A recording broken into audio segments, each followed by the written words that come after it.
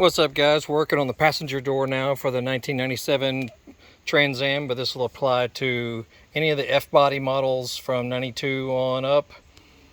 Camaros, Trans Ams all have a similar door type. If you're wanting to remove this door panel, it's not that difficult. You got a small Phillips head, we'll remove this guy, and then a medium Phillips head you'll have to get underneath. If I can get this light on here, you'll have one tucked up under there, right there. Another one down in the bottom of the pouch area. And then you need to remove the lock mechanism, so just get underneath it with a trim removal device. Something like this right here, something plastic so it doesn't scratch up your panel. Just get up under it and pry up on it. This guy will then come out. No big deal. And then you just pull off these connectors here. There's no clips or anything holding them on, so just literally just force them off. And then, oh, and one other screw up front right there, which is right on the front where your hand would sit. So you basically have 4 medium-sized Phillips heads to remove, and then that small guy right there. So when you remove this guy, then you'll pull this off, and you'll have to kind of wiggle the little lock handle off of a rod that comes through here. So kind of be careful doing that. You don't want to break anything. And then, and also, once you remove the little lock cover right here, notice there's a little orange lever. See, it connects to that silver rod right there. So just, be aware of how it comes off. That little loop around the end just sort of pushes in on the front right there, and it just wedges itself down that channel. No big deal.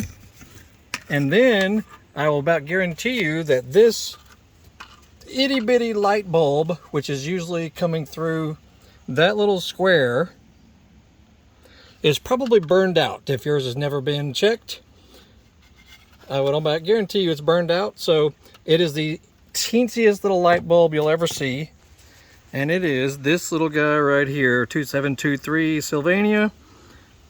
Tiny little bulb,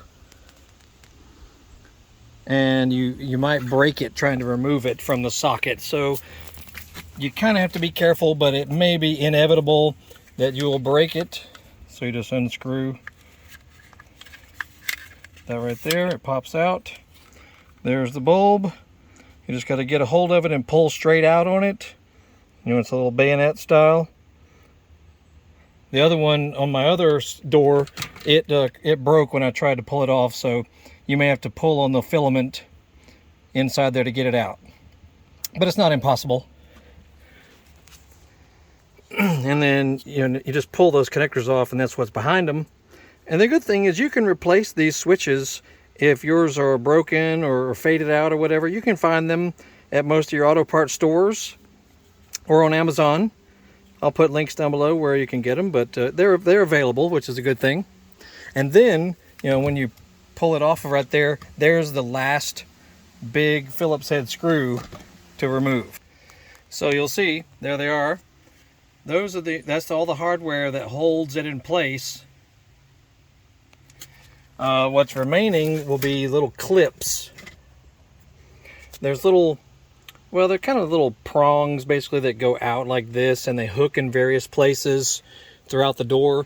So you'll want to pull out and up to get the panel off of the frame.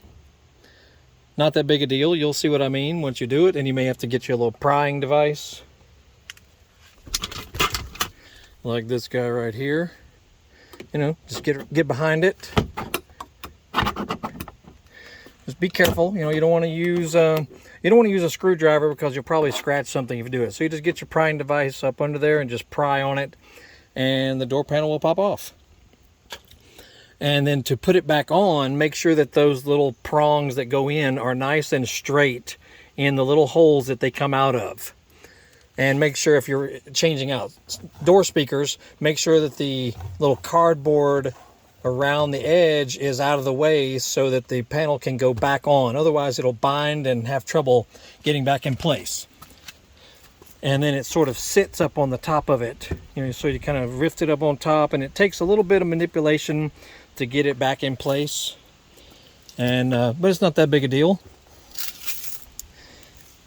And see my other videos on, you know, more that we're doing on this car with fix-ups and upgrades and stuff. Anyway, this is a 1997 Pontiac Firebird Trans-Am with a 5.7 and a 6-speed manual. It runs fantastic. Original paint, mostly original inside and out except for just a few little things. Awesome car. I'm very happy with it. And we'll have more videos about it. And check our channel for all kinds of other videos relating to cars, dirt bikes, street bikes, Harley Davidsons, all kinds of stuff. So that's it. Y'all have a great day. We'll see you later.